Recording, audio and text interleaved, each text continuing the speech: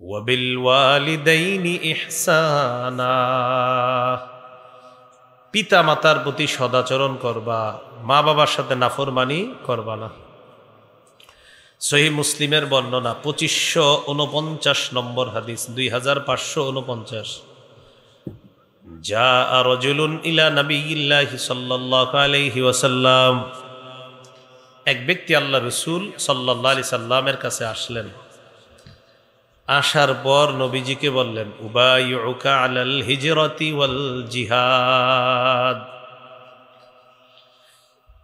ইয়া রাসূলুল্লাহ, আমি আপনার কাছে আসলাম জিহাদ এবং হিজরতের ব্যাপারে বায়াত হওয়ার জন্য। আবতাগিল আজরা মিনাল্লাহ, আমি আল্লাহর কাছ থেকে প্রতিদান পাওয়ার আশায় আপনার কাছে আমি হিজরতের বায়াত হতে চাই, জিহাদের বায়াত হতে চাই। রাসূলুল্লাহ সাল্লাল্লাহু আলাইহি ওয়াসাল্লাম এই কথা শোনার পর তাকে বললেন, হাল মিন ওয়ালিদাইকা আহাদুন হাইয়ুন, তোমার মা বাবা দুইজনের কেউ জীবিত আছে কিনা? সাহাবী জবাব দিলেন, বাল কিলাহুমা, হুজুর আমার মা বাবার দুইজনই জীবিত আছে। নবীজি বললেন, ফাহাল তাবতাগিল আজরা মিনাল্লাহ, তুমি যদি আল্লাহর কাছ থেকে পরিপূর্ণ প্রতিদান পেতে চাও, ইরজি ইলা ওয়ালিদাইকা ফাআহসিন সুহবাতাহুমা, মা বাবার কাছে ফিরে যাও, তাদের প্রতি সদাচরণ করো, আল্লাহর কাছ থেকে পরিপূর্ণ প্রতিদান কামাই করো। সহিহ বুখারী 3004 নম্বর হাদিস। জাআ রাজুলুন ইলা রাসূলিল্লাহি সাল্লাল্লাহু আলাইহি ওয়াসাল্লাম ফাস্তাদানাহু ফিল জিহাদ, এক ব্যক্তি রাসূলুল্লাহ সাল্লাল্লাহু আলাইহি সাল্লামের কাছে আসছে, জিহাদ সম্পর্কে অনুমতি চাইছে। নবীজি তাকে বললেন, আহাইয়ুন ওয়ালিদাক, তোমার মা বাবা দুইজনের জিন্দা আসেনি কেউ? সাহাবী বললেন, হুজুর দুইজনেই জিন্দা। নবীজি বললেন, ফাফিহিমা ফাজাহিদ, মা বাবার সেবা করার মাধ্যমে জিহাদ করো, মা বাবার সেবাটাই হবে তোমার জন্য জিহাদ, জিহাদের প্রতিদান আল্লাহর কাছ থেকে পেয়ে যাবা। মা বাবা আছে তো বলতেছে আছে, যাও তাদের সেবা করো, এটাই তোমার জন্য জিহাদ। মুসনাদে আহমদ 15538 নম্বর হাদিস। নবীজির একজন সাহাবী নাম জাহিমা, কি নাম বলেন না একটু, কি নাম? জাহিমা একজন সাহাবীর নাম।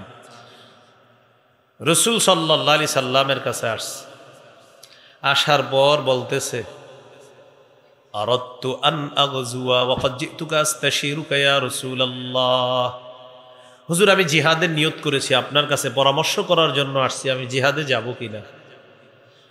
ফাকালা রাসূলুল্লাহ সাল্লাল্লাহু আলাইহি ওয়াসাল্লাম, হাল লাকা মিন উম্মিন, নবীজি বললেন, তোমার মা আছেন? সাহাবী বললেন, জি হুজুর মা আছে। নবীজি সাল্লাল্লাহু আলাইহি ওয়াসাল্লাম বললেন, ইলজামহা ফাইন্নাল জান্নাতা তাহতা রিজলাইহা, যাও মায়ের সেবা করা আবশ্যক করে নাও, মায়ের দুই পায়ের নিচে আল্লাহর জান্নাত।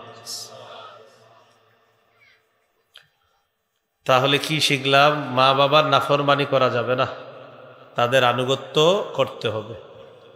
এরপরে আল্লাহ বলেন, ইম্মা ইয়াবলুগান্না ইনদাকাল কিবারা আহাদুহুমা আও কিলাহুমা ফালা তাকুল লাহুমা উফফিন ওয়ালা তানহারহুমা ওয়া কুল লাহুমা কাওলান কারীমা, তোমার মা বাবার দুইজনের একজন অথবা দুইজন যদি তোমার কাছে বার্ধক্যে উপনীত হয়, বার্ধক্যে পৌঁছে যায়, বুড়া বুড়ি হয়ে যায়, বৃদ্ধ বৃদ্ধা হয়ে যায়, বার্ধক্য বলেন, বার্ধক্য, তো বার্ধক্য মানে হলো ওই বুড়া বুড়ি বৃদ্ধ বৃদ্ধা হয়ে গেছে মা বাবা। একটা হাদিস শুনি, সহিহ মুসলিমের 2551 নম্বর হাদিস। এই হাদিসের মধ্যে আসছে, ক্বালা রাসূলুল্লাহ সাল্লাল্লাহু আলাইহি ওয়াসাল্লাম, রগিমা আনফু সুম্মা রগিমা আনফু সুম্মা রগিমা আনফু, নবীজি বলেন, ওই ব্যক্তি হতভাগা, ওই ব্যক্তি হতভাগা, ওই ব্যক্তি হতভাগা, ওই ব্যক্তির নাক ধুলোয় দূষরিত হোক, ওই ব্যক্তির নাক ধুলায় দূষরিত হোক, ওই ব্যক্তির নাক ধুলায় দূষরিত হোক। সাহাবীগণ বললেন, ইয়া রাসূলুল্লাহ, কার নাক ধুলোয় দূষরিত হোক? কার? জন্য আপনি এই কথাটা বললেন? কে হতভাগা হুজুর, কে হতভাগা জানতে চাই। নবীজি বললেন, মান আদরাকা ইনদাহু আবাওয়াইহিল কিবারা ফালাম ইয়াদখুলিল জান্নাহ। কোন ব্যক্তির কাছে যদি তার মা বাবা বৃদ্ধ বৃদ্ধা হয়ে যায়, আর ওই ব্যক্তি যদি এই মা বাবার সেবা করার মাধ্যমে জান্নাতে প্রবেশ করতে না পারে, সে হতভাগা, সে হতভাগা, সে হতভাগা। আপনার আব্বা আম্মা বৃদ্ধ বৃদ্ধা হয়ে গেছে, আপনি তাদের সেবা করার মাধ্যমে যদি জান্নাতে প্রবেশ করতে না পারেন, আপনাকে বলছে নবীজি হতভাগা, হতভাগা, হতভাগা। আল্লাহ আমাদেরকে হেফাজত করেন। তাহলে আমরা এগুলা মা বাবা বৃদ্ধ বৃদ্ধা হলো কিনা আমরা খেয়াল রাখবো। হ্যাঁ,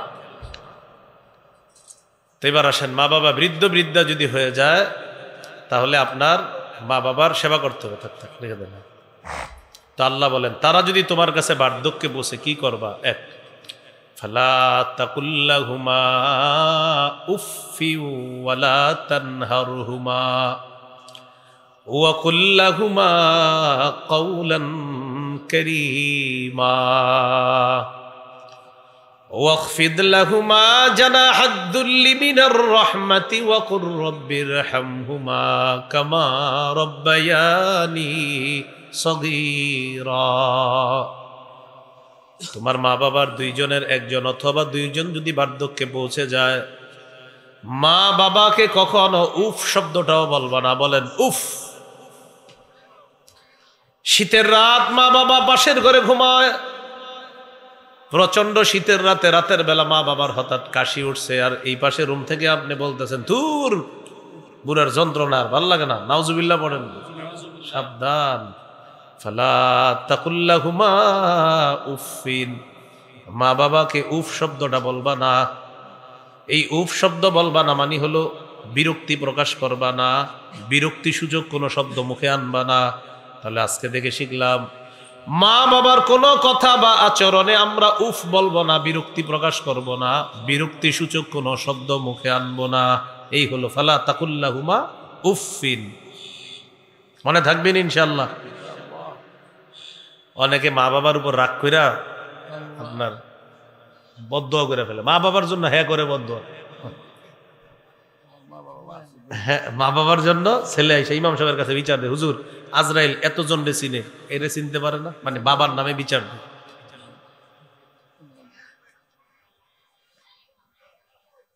সহিহ মুসলিমের হাদিস, 1978 নম্বর হাদিস, মাদ্রাসা পাঠ্যপুস্তক অনুসারে, আপনাদের পকেটের উস্তাদ অনুযায়ী 5018 নম্বর হাদিস। এই হাদিসের মধ্যে আছে, ক্বালা রাসূলুল্লাহ সাল্লাল্লাহু আলাইহি ওয়াসাল্লাম, লাআনাল্লাহ মান লাআনা ওয়ালিদাইহি। যে ব্যক্তি তার মা বাবাকে অভিশাপ দেয়, আল্লাহ তাকে অভিশাপ দেয়। নাউজুবিল্লাহ। তাহলে এক অংশ আমি, বাকি অংশ আপনারা। মা বাবাকে যে অভিশাপ দেয় তাকে, আবার মা বাবাকে যে অভিশাপ দেয় তাকে আল্লাহ অভিশাপ দেয়। ওয়ালাআনাল্লাহ মান যাবাহা লিগাইরিল্লাহ, কেউ যদি আল্লাহ ছাড়া অন্যের নামে পশু জবাই করে তাকেও আল্লাহ অভিশাপ দেয়।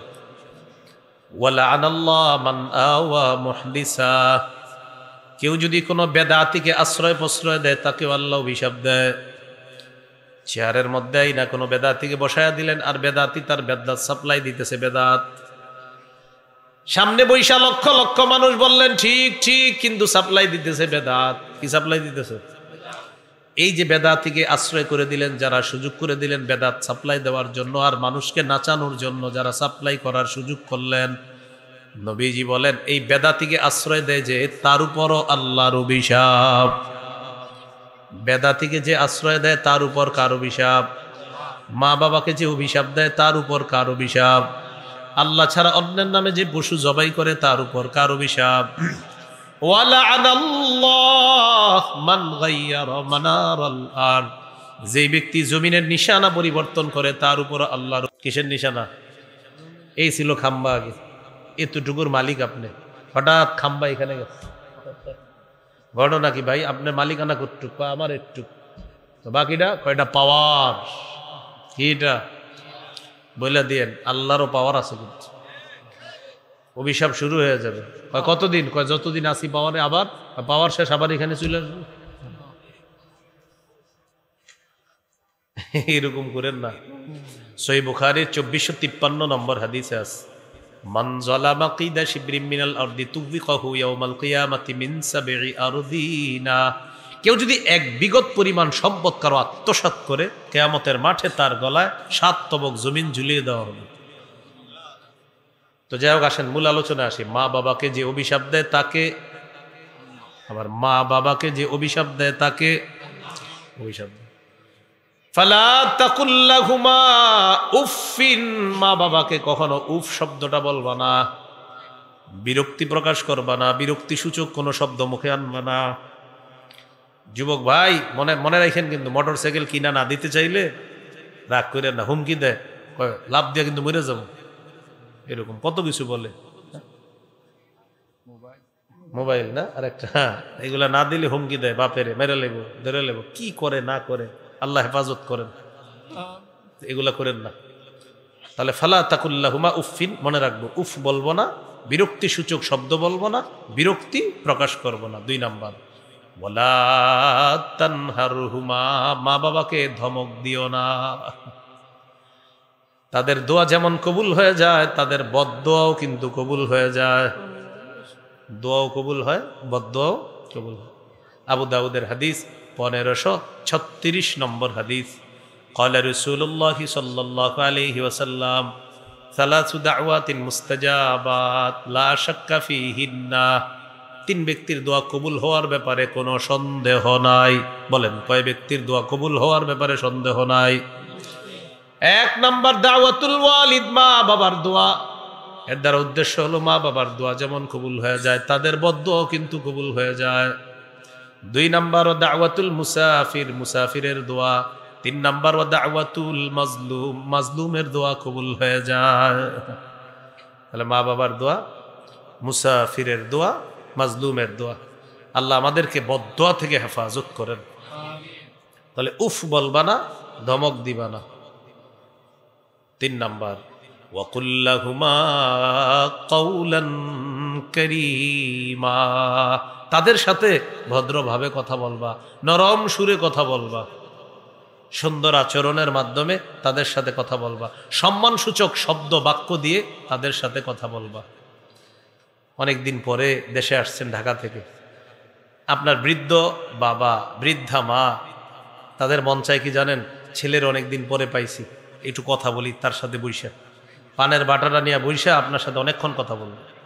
মানে যেই কথাগুলো আপনি জানেন, এরপরে এগুলো বলবে আপনারে যে বাবা পুকুরটাই করা দরকার, জমিনটাই করা, মানে আপনি জানেন কিন্তু এগুলো সব, এরপরেও বলবে। তা আপনি কিন্তু চেহারায় কোনো বিরক্তি প্রকাশ আনবেন না, আপনি বলবেন জি আব্বা, জি আম্মা, মানে বুঝাইবেন আপনি খুব গুরুত্ব দিতেছেন তাদেরকে, আসলে দোয়া কামাই করতেছেন, দোয়া কামাই করতেছেন। কেন? ওই যে আপনার আব্বা অনেকদিন পরে পাইছে, তো অনেকদিন পরে আপনার আম্মা পাইছে, একটু কথা বলতেছে, ভালো লাগে আর কি, আরে ছেলেটারে পাই না, তখন আপনার সামনে বসায় দেখবেন পান খাবে আর আপনার সাথে কথা বলবে। তো এরকম মা বাবা কথা বলতে চাইলে একটু বৈশা বৈশা সুযোগ দিবেন। যখন থাকবে না তখন নীরবে কান্না করা ছাড়া উপায় থাকবে না, দেবেন খুব মিস করবেন যে কেন একটু কথা বললাম না।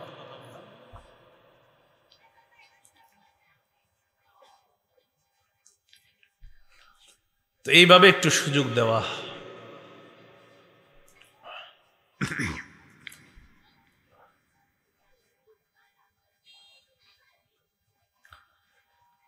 তো 3 নাম্বার, সম্মানসূচক শব্দ বলবা তাদের সাথে।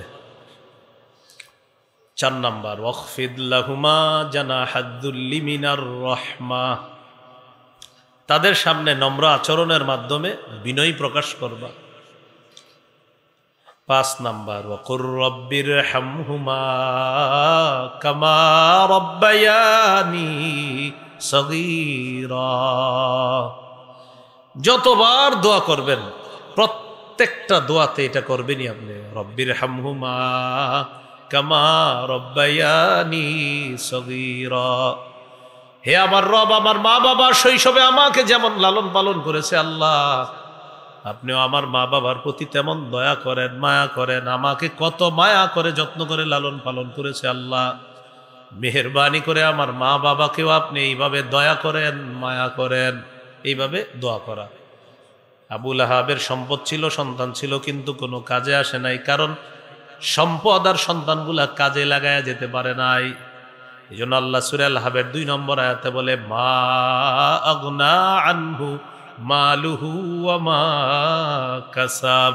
আবু লাহাবের সম্পদ, সন্তান তার কোনো কাজে আসে নাই। বদর যুদ্ধের কাফেররা শোচনীয়ভাবে পরাজয় বরণ করার 7 দিন পর আবু লাহাবের গলায় গুটি বসন্তর রোগ হয়। এই রোগে আবু লাহাব মারা গেছে। মারা যাওয়ার পর ছেলেরা কাছে যায় না, যদি এই রোগ আমাদের গায়ে আসে, এই জন্য কাছে যায় না। 2 ছেলে, উতবা উতাইবা, 2 ছেলের নাম উতবা উতাইবা, 2 ছেলে। হ্যাঁ, এই সেই 2 ছেলে, যেই 2 ছেলের সাথে নবীজি তার 2 মেয়েকে বিয়ে দিয়েছিল, রুকাইয়া, উম্মে কুলসুম রাদিয়াল্লাহু আনহুমা। এই 2 জনকে এই আবু লাহাবের 2 সন্তান উতবা উতাইবার কাছে বিয়ে দিছিল।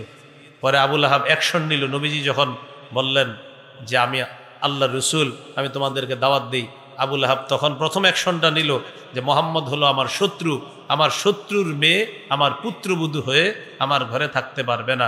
2 ছেলেকে বাধ্য করলো নবীর 2 কন্যাকে তালাক দেওয়ার জন্য। এই হলো সেই 2 মেয়ে। আর এই 2 মেয়েকে পরবর্তীতে পর্যায়ক্রমে হযরত উসমান গনি রাদিয়াল্লাহু তাআলা বিয়ে করেছেন। একজনকে বিয়ে করার পর তিনি মারা গেছেন, আরেকজনকেও নবী হযরত উসমান গনির কাছে বিয়ে দিচ্ছে। সুবহানাল্লাহ। যাই হোক, আবু লাহাবের লাশ পড়ে রইছে, ছেলেরা পলাইছে, লাশ ধরে না, যদি বসন্তের রোগ আমাদের গায়ে আসে। আর আরবের অন্ধবিশ্বাস ছিল যে বসন্তের রোগ এটা গায়ে আসে। 3 দিন লাশ পড়ে রয়েছে, পইচা গন্ধ বের হইতেছে। ছেলেদেরকে সংবাদ দেওয়া হলো, কোথায় তোমরা? বাপের লাশ আইনা কি করবা করো।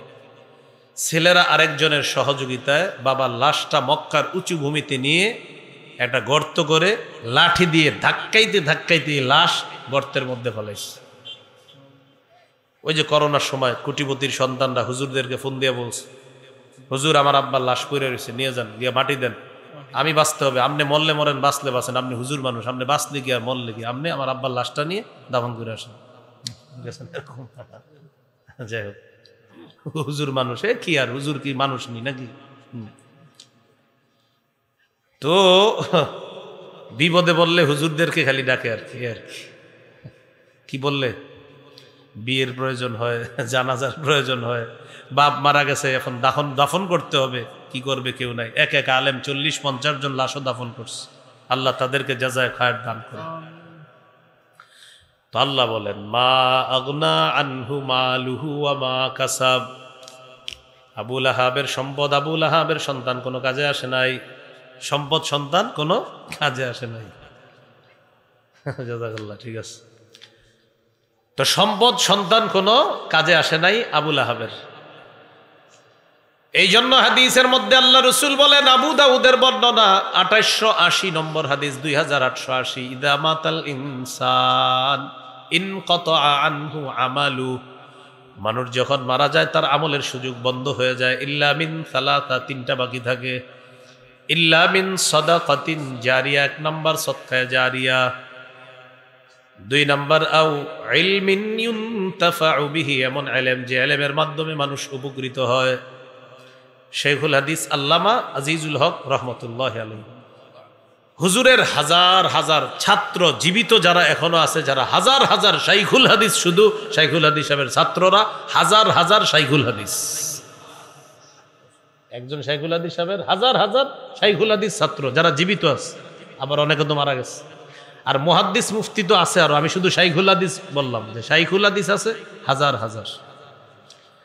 এখন এই যে শাইখুল হাদিস সাহেবরা, শাইখুল হাদিস আল্লামা আজিজুল হক সাহেব রহমতুল্লাহর নাম শুনছেন না সবাই? মাওলানা মামুনুল হক হাফিজাহুল্লাহর আব্বা। তো তিনি কবরে তার যে এই রুহানি সন্তান, তার এলেমের যে সন্তানদেরকে রেখে গেছে, এই যে তার হাদিস বিতরণ করতেছে, এটার সব আল্লাহ তাআলা মরহুম শাইখুল হাদিস আল্লামা আজিজুল হক রহমতুল্লাহ আলাইহির কবরে পৌঁছে। উপকারী এলেম 2 নম্বর। 3 নম্বর আওয়ালাদিন সালিহিন ইয়াদউ লা, এমন একজন সন্তান, যেই সন্তান তার মা বাবার জন্য দোয়া করে, যেই সন্তান মা বাবার জন্য বলে রব্বির হামহুমা কামা রব্বায়ানি সগীরা, এরকম একজন সন্তান রেখে যাওয়া। যাদের মা বাবা মৃত আছে তাদের জন্য বেশি বেশি দোয়া করবেন, যতবার দোয়া করবেন ততবার আল্লাহ তাআলা নেককার মা বাবার মর্যাদা বাড়ায়া দেয়। মুসনাদে আহমদ 10,618 নম্বর হাদিস। قال رسول الله صلى الله عليه وسلم إن الله لا يرفع الدرجة للعبد الصالح في الجنة। আল্লাহ তাআলা নেককার বান্দার মর্যাদা জান্নাতের মধ্যে বাড়িয়ে দেয়, নেককার বান্দার মর্যাদা জান্নাতে বাড়ায় দেয়। তো নেককার বান্দা আল্লাহকে জিজ্ঞাসা করে, আল্লাহ আপনি যে আমার মর্যাদা বাড়াইলেন কেন? আল্লাহ তাআলা উত্তর দিয়ে দিবেন, বি ইস্তিগফারি ওয়ালাদিকা লাকা, তোমার সন্তান তোমার জন্য ইস্তেগফার পাঠ করছে, তোমার সন্তান যতবার তোমার জন্য ইস্তেগফার পাঠ করেছে আমি আল্লাহ ততবার তোমার মর্যাদা বাড়ায়া দিলাম। তাহলে কত পরিমাণ মৃত মা বাবার জন্য দোয়া করা দরকার চিন্তা করেন। যতবার দোয়া করবেন ততবার মর্যাদা। আজকে একবার দোয়া করবেন, একবার মর্যাদা বাড়বে, 100 বার দোয়া করবেন, 100 বার আল্লাহ মর্যাদা বাড়াবেন। সুবহানাল্লাহ। তাহলে দোয়া মিস করবেন নি আর না, প্রতিটা দোয়ায় মা বাবার জন্য দোয়া করবেন। জীবিত মা বাবা, মৃত মা বাবা দোয়া করবেন। মৃত মা বাবার পক্ষ থেকে সদকা করবেন। আপনার 10 টাকা সদকা করার সামর্থ্য আছে, 5 টাকা নিয়ত করবেন, আল্লাহ এই 5 টাকা আমার পক্ষ থেকে আর 5 টাকা আমার মৃত মা বাবার পক্ষ থেকে, বা আমার মৃত মায়ের পক্ষ থেকে, বা আমার মৃত বাবার পক্ষ থেকে, যিনি মৃত আছে আর কি তার পক্ষ থেকে নিয়ত করবেন। কবুল হবে কিনা তাদের পক্ষ থেকে?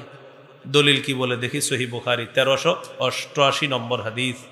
এক সাহাবী রাসূল সাল্লাল্লাহু আলাইহি সাল্লামের কাছে আসেন, আসার পর বললেন, ইন্না উম্মি উকতুতিলাত নাফসুহা ইয়া রাসূলুল্লাহ আযুন্নুহা লাউ তাকাল্লামাত লা তাসাদ্দাকাত আল্লাহা মিন আজরিন ইন তাসাদ্দাকতু আনহা। হুজুর আমার আম্মা হঠাৎ মারা গেছে, আমার বিশ্বাস আম্মা যদি কথা বলতে পারতেন আম্মা সদকা করতেন। ইয়া রাসূলুল্লাহ আমি যদি আমার মায়ের পক্ষ থেকে সদকা করি আল্লাহ তাআলা তাকে প্রতিদান দিবে কিনা? নবীজি বললেন, অবশ্যই, তুমি সদকা করলে তোমার মাকে আল্লাহ পুরস্কার দিবে। সুবহানাল্লাহ।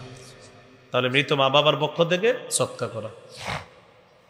বলেন, বাবার সাথে দিনের বেলা রাস্তায় হাঁটলে আমি পিছনে থাকব, বাবা সামনে থাকবে। রাতে বাবার সাথে পথ চলার সময় আমি সামনে থাকব, বাবা পিছনে থাকবে, যেন রাতের অন্ধকারে কোনো বিপদ যদি আসে আমি যেন আগে মোকাবেলা করি, আমার বাবা যেন নিরাপদ থাকেন। কি বুঝে আসছিনি? বলেন, এটা শিষ্টাচার, এটা ভদ্রতা, এটা আদব। এটা কি সেম ঘটনা ওস্তাদের সাথেও করবেন।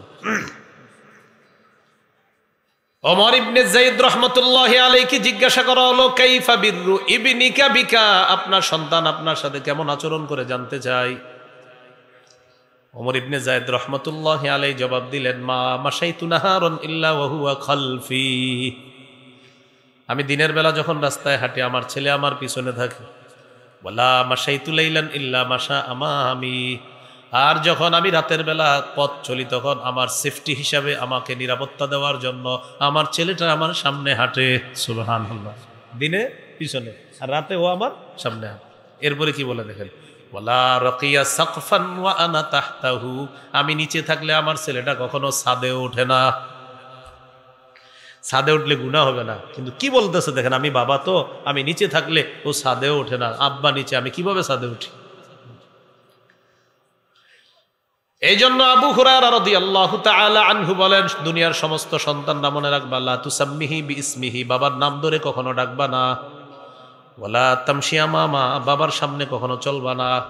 ওয়ালা তাজলিস ক্বাবলা, মজলিসের মধ্যে বাবার সামনে বসবা না, বাবা বসবে সামনে, তুমি বসবা পিছনে।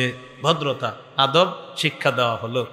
আল্লাহ আমাদেরকে কথাগুলা মনে রাখার তৌফিক দান করেন। গুরুত্বপূর্ণ কথা চলে আসছে এখন আমরা, সেটা হলো, মা বাবা যদি আপনাকে নাফরমানির কথা বলে তখন কি করবেন? আমার সাথে বলেন, তাহলে সারা জীবন মনে থাকবে। বলেন, মা বাবা যদি গুনাহের আদেশ করে, নাফরমানির আদেশ করে, তাহলে ভদ্রতার সাথে এই আদেশ প্রত্যাখ্যান করতে হবে। বলেন তো, উগ্রতার সাথে না ভদ্রতার সাথে? হ্যাঁ, এটা মনে রাখতে হবে, এই বাংলাটা মনে রাখেন, ভদ্রতার সাথে। দলিল সূরা লোকমান 15 নম্বর আয়াতে আল্লাহ বলেন, ওয়া ইন জাহাদাকা আলা আন তুশরিকা বি মা লাইসা লাকা বিহি ইলমুন ফালা তুতি'হুমা। তোমার মা বাবা যদি তোমাকে বাধ্য করে আমি আল্লাহর সাথে শিরিক করার জন্য, এমন ব্যাপারে যেই ব্যাপারে তোমার কোনো জ্ঞান নাই, ফালা তুতি'হুমা, মা বাবার এই কথাটা তুমি মানবা না উগ্রতার সাথে, হ্যাঁ ভদ্রতার সাথে। মা বাবা যদি তোমাকে শিরিক করতে বলে তাহলে মা বাবার এই কথাটা তুমি মানবা না ভদ্রতার সাথে। ওয়া সাহিবহুমা ফিদ দুনিয়া মা'রুফা, যতদিন দুনিয়াতে থাকবা তাদের সাথে সদ্ভাব বজায় রাখবা। মা বাবা আপনাকে নাফরমানির কথা বলছে, বলার পর আপনি বললেন আব্বা আমি এটা পারবো না, আপনার মা বাবা বলছে তুই আমাদের ঘর থেকে বের হয়ে যা, আর আসবি না। আপনি ভদ্রতার সাথে বললেন জি ইনশাল্লাহ আমি আসবো না, তবে আমি আল্লাহর নাফরমানি করতে পারবো না। ঢাকা চলে গেছে। চলে যাওয়ার পরেও আপনার আব্বা আম্মাকে ফোন করবেন, যদি তারা ফোন রিসিভ না করে আত্মীয় স্বজন যারা আছে তাদেরকে দিয়ে খোঁজ খবর নেবেন, আব্বা খাইছে নি আম্মা খাইছে কিনা খোঁজ খবর নিতে হবে, চাল ডাল ঘরের মধ্যে আছে কিনা খোঁজ খবর নিতে হবে, প্রতিবেশীদেরকে দিয়ে খোঁজ খবর নেবেন, আব্বা তো আমার উপর রাগ করে আমার ফোন রিসিভ করতেছে না, একটু খোঁজ নিয়ে দেখেন তো আমাদের ঘরে চাল ডাল আছে কিনা। যদি না থাকে আপনি সন্তান হিসাবে তাদের অন্ন বস্ত্র খাদ্য ইত্যাদি স্বাস্থ্য এই খোঁজ খবর সন্তান হিসাবে আপনার রাখতে হবে। তাদের খাওয়া দাওয়া স্বাস্থ্যের খোঁজ খবর রাখতে হবে। কোন মা বাবা? যে মা বাবা আপনারে বলে নাফরমানি করতে, বললেও তাদের খোঁজ খবর রাখতে হবে। বললেও আপনি তো শুনবেন না, আপনি তো এটা শুনবেন না, বললেও আব্বা আমি তো এটা পারবো না, তুই আমাদের ঘরে আর আসবি না। আব্বা ঠিক আছে কিন্তু আমি তো এই নাফরমানিটা করতে পারবো না, কিন্তু খোঁজ খবর রাখতে হবে, আব্বা খাইছে কিনা আম্মা খেয়েছে কিনা তাদের স্বাস্থ্য ঠিক আছে কিনা এই খোঁজ খবর রাখতে হবে, কারণ আপনি সন্তান, তারা মা বাবা। আল্লাহ বুঝার তৌফিক দান করেন। রসুল সাল্লাল্লাহু আলাইহি সাল্লামের সাহাবী সাদ রাদিয়াল্লাহু তাআলা তিনি মুসলমান হইলেন, তার আম্মা হলো অমুসলিমা, মা সন্তানের ইসলাম গ্রহণ মেনে নিতে পারতেছে না, তুই ইসলাম ছেড়ে দে, নাউজুবিল্লাহ পড়েন। সাদ রাদিয়াল্লাহু তাআলা আনহুকে তার আম্মা বললেন আল্লাহি লা আতআমু তাআমান আও আশরাবু শারাবান হাত্তা আমুতা আও তাকফুরা বিমুহাম্মাদ সাল্লাল্লাহু আলাইহি ওয়াসাল্লাম।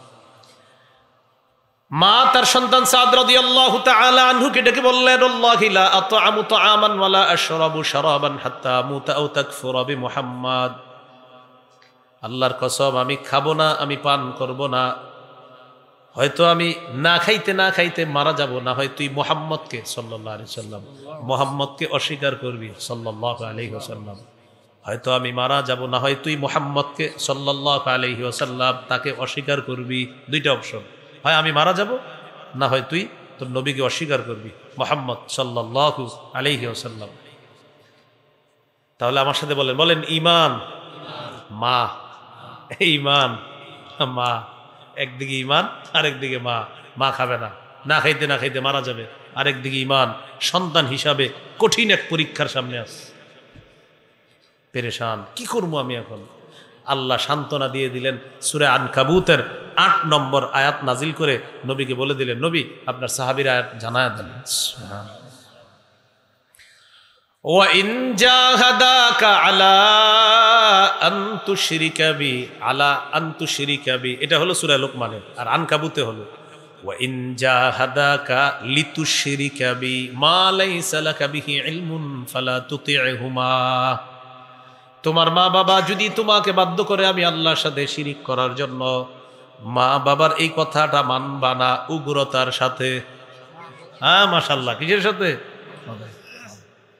সাদ রাদিয়াল্লাহু তাআলা আন তার মাকে জানায়া দিলেন, আম্মা 100 বার যদি আপনি মৃত্যুবরণ করেন, 100 বার যদি আবার জিন্দা হন, আম্মা আমি আমার নবীকে অস্বীকার করতে পারবো না। আম্মা আপনি খায়া ফেলেন, কি করাস, আপনি খান। মা বুঝতে পারছে না ওর তো ছাড়বে না নবীরে, পরে খাইছে, পরে খাবার খাইছে, আমি বুঝতে পারছি যে অস্বীকার করবে না, পরে খাইছে। তাহলে কি শিখলাম? মা বাবা নাফরমানিমূলক কথা বললে ভদ্রতার সাথে এটা প্রত্যাখ্যান করা। এবার বলেন, মা বাবা যদি আসলেই নাফরমান হয়, বলেন তাদের হেদায়েতের জন্য আল্লাহর কাছে দোয়া করা। আল্লাহর কাছে কি করা? দোয়া করা। সহিহ মুসলিমের একটা হাদিস শুনেন, 2491 নম্বর হাদিস। রাসূল সাল্লাল্লাহু আলাইহি সাল্লামের সাহাবী আবু হুরায়রা রাদিয়াল্লাহু তাআলা আনহুর বর্ণনা। তিনি বলেন, কুনতু আদউ উম্মি ইলাল ইসলাম ওয়া হিয়া মুশরিকা। আমি আমার আম্মাকে ইসলামের দাওয়াত দেই, আম্মা হলেন মুশরিকা। ফাতাবা আলাইয়া, আম্মা শুধু আমার দাওয়াত প্রত্যাখ্যান করে। দাউতুহা ইয়াওমান, আম্মাকে একদিন দাওয়াত দিলাম। ফাসমাআতনি ফি রাসূলিল্লাহি সাল্লাল্লাহু আলাইহি ওয়াসাল্লাম মা আকরাহু। একদিন আমি আমার আম্মাকে দাওয়াত দিলাম, দাওয়াত দেওয়ার পর আম্মা নবীজির শানে উল্টাপাল্টা কথা বলছে যা আমার পছন্দ হয় নাই। বলি নাউজুবিল্লাহ। বলেন আমার সাথে আল্লাহর প্রতি, রসুলের প্রতি, জিহাদের প্রতি সবচেয়ে বেশি ভালোবাসা থাকতে হবে। বলেন বলেন সবচেয়ে বেশি ভালোবাসা বলেন আল্লাহর প্রতি, এরপর রসুলের প্রতি, এরপর জিহাদের প্রতি। বলেন সবচেয়ে ভালোবাসবো কাকে? এরপর জিহাদ। হ্যাঁ, তিনটা, মা বাবা, আত্মীয় স্বজন, ভাই বোন যা আছে সবার চাইতে বেশি আল্লাহ, রসুল আর জিহাদকে ভালোবাসতে হবে। সূরা তাওবা 24 নম্বর আয়াত। সবচেয়ে বেশি ভালোবাসতে হবে আল্লাহকে, রসুলকে, জিহাদকে। সাহাবী আবু হুরায়রার মা রাসূলুল্লাহ সাল্লাল্লাহু আলাইহি ওয়াসাল্লামের শানে এমন কথা বলছে যা তার পছন্দ হয় নাই। সাহাবী আবু হুরায়রা বলেন, আতাইতু রাসূলুল্লাহি সাল্লাল্লাহু আলাইহি ওয়াসাল্লাম ওয়া আনা আবকি। কান্না করতে করতে আল্লাহ রাসূলের কাছে আসলাম। নবীজির কাছে আসার পর আল্লাহ নবীকে বললাম, কুনতু আদউ উম্মি ইলাল ইসলাম ফাতাবা আলাইয়া। ইয়া রাসূলুল্লাহ, আমি আমার মাকে ইসলামের দিকে আহ্বান করি, আমার আম্মা বারবার আমার আহ্বান প্রত্যাখ্যান করে। দাউতুহাল ইয়াওমা, হুজুর আজকেও আমি আমার আম্মাকে আহ্বান করলাম, আম্মা আমার আহ্বান প্রত্যাখ্যান করেছেন। ফাতাবা আলাইয়া, আম্মা আমার আহ্বান প্রত্যাখ্যান প্রতিদিনই করেন, আজকেও করছে। ফাসমাআতনি ফিকা মা আকরাহু, আপনার ব্যাপারে এমন কথা বলছে যে আমার পছন্দ হয় নাই। ইয়া রাসূলুল্লাহ উদউল্লাহ আইয়াহদিয়া উম্মা আবি হুরায়রা, হুজুর আপনি একটু দোয়া করেন আল্লাহ যেন আবু হুরায়রার মাকে হেদায়েত দিয়ে দেয়। হুজুর আপনি একটু দোয়া করেন। নবীজি বললেন, আল্লাহুম্মা হদি উম্মা আবি হুরায়রা, আল্লাহ আপনি আবু হুরায়রার মাকে হেদায়েত দিয়ে দেন। সুবহানাল্লাহ। আবু হুরায়রা রাদিয়াল্লাহু তাআলা আনহু বলেন, ফাখারাজতু মুস্তাবশিরান বিদাওয়াতি রাসূলিল্লাহি সাল্লাল্লাহু আলাইহি ওয়াসাল্লাম। নবীজি দোয়া করছে তো খুশিতে দৌড় দিলাম, দেখি কি হয়, সুসংবাদ পাওয়ার প্রত্যাশায় আমি বের হলাম। ফাজিতু ফাসিরতু ইলাল বাব, আসলাম ঘরের দরজার সামনে দাঁড়ালাম। ফাইদা হুয়া মুজাফ, তাকিয়ে দেখি দরজা বন্ধ। সামিআত উম্মি খাশফা কদামাইয়া, আমার আম্মা আমার পায়ের আওয়াজ শুনেছে। ভিতর থেকে বলতেছে, মাকানাক আবা হুরায়রা, আবু হুরায়রা ওখানেই দাঁড়িয়ে থাকো। আমি কান লাগিয়ে শুনতেছিলাম। সামিআতু খদখদাতাল মা, পানির কলকল আওয়াজ শুনলাম। ঘটনাকে আম্মা কি করে বুঝতে পারলাম। ইগতাসালাত, আম্মা গোসল করেছেন। লাবিসাত দিরআহা, চাদর পরিধান করলেন। আজিলাত আন থিমারিহা, ওড়নাটা ঠিক করতে করতে, মাথায় চুলগুলা মুছতে মুছতে আর ওড়না দিতে দিতে ফাতাহাতিল বাব, দরজাটা খুললেন। খোলার পর বললেন, আশহাদু আল্লাহ ইলাহা ইল্লাল্লাহ ওয়া আশহাদু আন্না মুহাম্মাদান আবদুহু ওয়া রাসূলুহু, আমি সাক্ষী দিচ্ছি আল্লাহ ছাড়া কোনো ইলাহ নাই, আরও সাক্ষ্য দিতেছি মুহাম্মদ সাল্লাল্লাহু আলাইহি ওয়াসাল্লাম আল্লাহ তাআলার বান্দা এবং তার রাসূল। এই মুহূর্তে আমি আত্মসমর্পণকারী মুসলিমা হয়ে গেলাম। সুবহানাল্লাহ। আবু হুরায়রা রাদিয়াল্লাহু তাআলা আনহু বলেন, আতাইতু রাসূলুল্লাহি সাল্লাল্লাহু আলাইহি ওয়াসাল্লাম ওয়া আনা আবকি মিনাল ফারহ, খুশিতে কান্না করতে করতে আল্লাহ রাসূলের কাছে আবার রওনা করলাম। আগেও কেঁদেছিলাম, সেটা ছিল কষ্টের কান্না। এখন যেই কান্নাটা, এটা হলো খুশির কান্না। আগে যে দৌড়ায় গেছে তখনও কিন্তু কাঁদতে ছিল, সেটা ছিল কষ্টের। আবার এখন যে যাচ্ছে এটা হলো খুশির কান্না। নবীজির কাছে গেলাম, তো নবীজির কাছে যাওয়ার পর বললাম, আবশির, হুজুর সুসংবাদ গ্রহণ করেন। কদ ইস্তাজাবাল্লাহু দাওয়াতাক ওয়া হাদা উম্মা আবি হুরায়রা, হুজুর আল্লাহ আপনার দোয়া কবুল করেছেন, আবু হুরায়রার মাকে আল্লাহ হেদায়েত দিয়ে দিয়েছেন। হুজুর আরেকটা দোয়া, উদউল্লাহ আইয়ুহাব্বিবানি আনা ওয়া উম্মি ইলা ইবাদিহিল মুমিনিনা ওয়া ইউহাব্বিবাহুম ইলাইনা, হুজুর আপনি আল্লাহর কাছে দোয়া করেন আল্লাহ যেন আমাকে আর আমার মাকে তার বান্দাদের কাছে প্রিয় বানায়া দেয়, আর তার বান্দাদেরকে যেন আমার কাছে প্রিয় বানায়, আমার মায়ের কাছে প্রিয় বানায়া দেয়।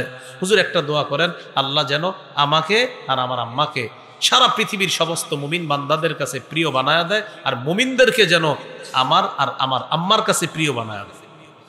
সাথে সাথে বললেন আল্লাহুম্মা হাব্বিব উবাইদাকা হাদা ওয়া উম্মাহু ইলা ইবাদিকাল মুমিনিনা ওয়া হাব্বিবহুম ইলাইহিম। আল্লাহ আপনি আপনার এই ছোট বান্দা এবং তার মাকে আপনার মুমিন বান্দাদের কাছে প্রিয় বানায়া দেন আর মুমিন বানায়া দেন। আবু হুরায়রা রাদিয়াল্লাহু তাআলা আনহু বলেন, এই দোয়া করার পর এই পৃথিবীতে যত মানুষ জন্মগ্রহণ করছে, যত মুমিন দুনিয়াতে আসছে আর আমাকে দেখছে বা আমার কথা শুনছে, এই পৃথিবীতে যত মানুষ আমাকে দেখছে বা আমার কথা শুনছে, সমস্ত মুমিনরাই আমাকে মোহাব্বত করেছে। ওই যে দোয়া করছে, এই জন্য হাদিসের কিতাব খুললেই আবু হুরায়রা আন আবি হুরায়রা পড়তেই ভালো লাগে আপনার। 3 বছর রাসূল সাল্লাল্লাহু আলাইহি সাল্লামের শিষ্যত্ব গ্রহণ করেছে। ছাত্র ছিলেন কয় বছর? 3 বছর। 5000-এর বেশি হাদিস আল্লাহ তার মাধ্যমে আমাদের কাছে পৌঁছে দিয়েছে।